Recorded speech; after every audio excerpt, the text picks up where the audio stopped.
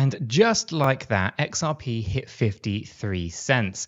Is this now a local bottom found, or should we be expecting more downside price pressure on XRP? In today's video, I'm going to be sharing my thoughts and opinions as to where I think XRP is heading on the 1 hour and 1 day timeframes. As I get into today's video, if you do find it useful, smash the like button. If you're new, subscribe, and let's take a look at what's going on with the price action of XRP. So here we have XRP paired up with USDT. We're on the 1 hour Binance chart here, and as you can kind of see, we came down to 53.26 cents. Now, for the last few weeks, I've been talking about how XRP is likely to be somewhere between 50 and 53 cents, and so we can see that we finally hit that. Now, this is a huge wick. Obviously, it took the entire crypto market to get spooked. We saw Bitcoin dropping down to 55,000, so XRP dropping down to this level is quite interesting. Since we hit this low, we have rallied up by 6.05%, but we still find ourselves with resistances, and we find ourselves getting rejected right now on these levels as well. In line with the previous videos that we've been talking about, specifically on Tuesday, we're talking about some short share opportunities, trying to find trade opportunities to go long or go short, and ultimately we saw rejection not only of the 200 EMA here on the hourly chart, but also on the 50 EMA. Found brief support on the 50 SMA, but that wasn't held either, and then we started to see more of a tumble to the downside. Now, where we are right now at the point of recording today's video, this is at basically just short of 5 a.m. UTC, is that we find rejection here on the 50 EMA and SMA. Okay, so we had a brief chance here to move upwards. We found resistance here pretty much on the 200 EMA again, just a little bit short of the 200 EMA. Did get a closed position, two closed positions above the 50 SMA, and it would have been potentially trapping a few people into going long here with the idea that maybe we could get a breakout. The good news is your stop loss would have been really short if you did take that position. Ultimately, we lost that. We found a couple of closed positions, but no real confirmation of rejections until we kind of got into this candle here at midnight last night. So this would have been the shorting opportunity I potentially would have taken, would have been short here with the stop loss just above that previous swing high and above the 50 SMA, targeting out 1.5 on the risk reward ratio. And that would still be running at the moment, not in profit just yet, but you can see here that we would be on progression towards this target. If we had a trailing stop, again, we might be able to take some profit here, but for the most part, you can kind of see the idea.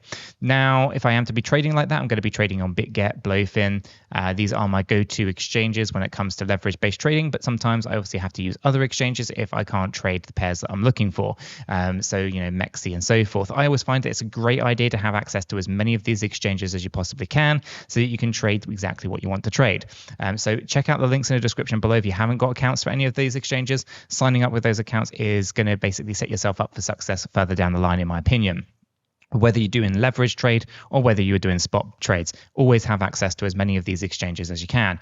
And if you're concerned about KYC, check out Blowfin. It's a KYC free exchange, so you don't have to do KYC there. Check out the links in the description. There's fantastic sign up deals and all that kind of stuff. All the usual stuff you'd expect. Check it out. And of course, if you do sign up with those links, you can get access to some perks in our Discord server. So always worthwhile.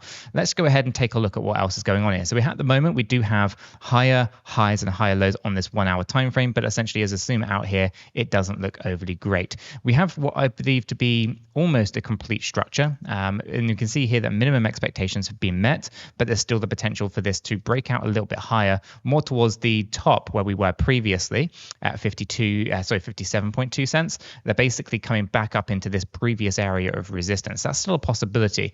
This break to the downside that we're currently seeing looks like it potentially is coming to an end. So going short here, that short that I was talking about, might be an idea to start locking in some profits, because we have come down to the expected ranges, basically between 55.02 and 55.23. But of course, that would be my approach to it. I would probably take the profits. But of course, you know, I'm no financial advisor. This means that the next move is more than likely going to be a move to the upside. And if I go ahead and try to figure out exactly where that's likely in the most probable area, Yep, it's going to be basically 56.95 to 57.31. Minimum expectations will be a double top at 56.48. Okay, so basically what I'm talking about, let me draw some lines in so you guys can see exactly what I'm talking about. We're talking about the idea that we have this break to the upside into this upper area of resistance. But the double top situation is a bearish area around the 702. Okay, so be aware that that could basically hinder the price, double top rejection. So just bear that in mind. But a long position is something that we want to be thinking about, or the price pushing to the upside.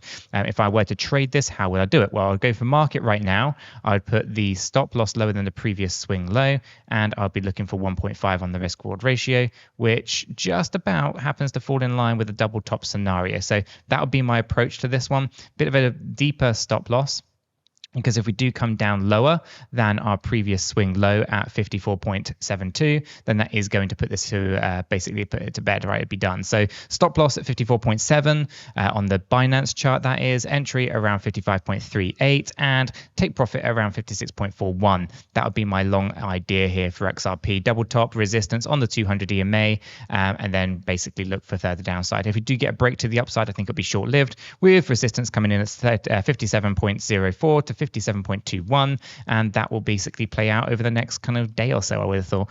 Be interesting to see how that plays, but for the most part, that's your hourly chart in kind of a nutshell. Expect more volatility, expect, as I said many times already, expect the unexpected, expect liquidity to be extracted from the market, and we'll see continuation of that going further forward. If I come over into our daily time frame here, we can see, if I go ahead and just clear out some of the stuff off of the daily time frame we don't need to see. Here you can see that we had come down quite aggressively on the daily time frame. Now, our targeted range was actually a little bit deeper. I was saying 53 cents, but we were actually targeting a little bit lower than that. So we are targeting between 50.31 and 52.27. So an indication that maybe things haven't yet finished just yet. The idea of 53 is definitely a nice little area, but looking at it, the wick is an interesting one. We obviously are closing above the 200-day EMA here, but I still look for further slippage to the downside on this one. I'm going to go ahead and just remove some of the noise here. Let me just go ahead and clear that out, just to help keep this chart on the daily time frame looking a little bit neater. There we go. Okay, so as you can see, no closes here on the daily time frame. An undecided market most recently, still getting rejected there on the 50-day EMA. So yeah, we still have our targeted range here to come on down into. This is a part of a much bigger play. Of course, I've been talking about the breakout, which is due. It is coming, in my opinion, 75 to 85 cents up here on the Y wave high. But as I said, before we have that, we have to have this move down, and we probably are likely to retest this area. Now, we obviously had two tests on this trend line at the minute, one on the 5th of August, one on the 5th of September. It is currently the 5th of October. Is that going to be the test? We'll soon find out. But for the most part, we are on track. It does look like we've made some decent progression.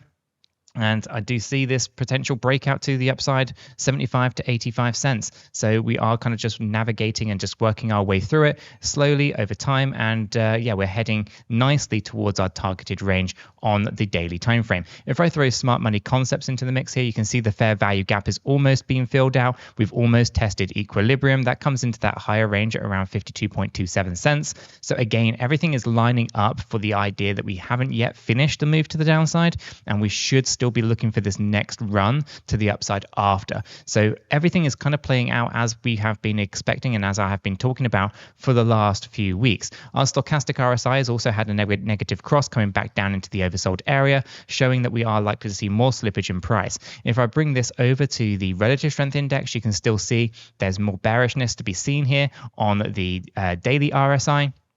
Still looking likely to have more slippage to the downside. So for the most part, everything is kind of as we have been expecting and as we have been trading XRP for the last few weeks. Nothing terribly too unusual. We are looking for the 75 to 85 cent levels, but not before we have this move down towards the 50 cent range, which I'm hoping is today, because that would just tie in nicely with the 5th of July, 5th of August, and then a 5th of September move. I mentioned mentioned obviously those dates incorrectly before. But for the most part, that's kind of what I'm looking for. It'd be nice to tie that off earlier than later, but we'll see how it plays out. I'm still looking and really, really positively on the market, but of course, there's a lot of fundamental news as well for XRP that could be a catalyst for some price action. So watch out for some news because, hell, this is XRP and there's always something to talk about when it comes to the media. As you found this video, or if you have found this video useful and informative, smash the like button. If you're new, subscribe. And if you haven't done so yet, guys, check out my second channel just here where I go through the Cardano analysis every single day.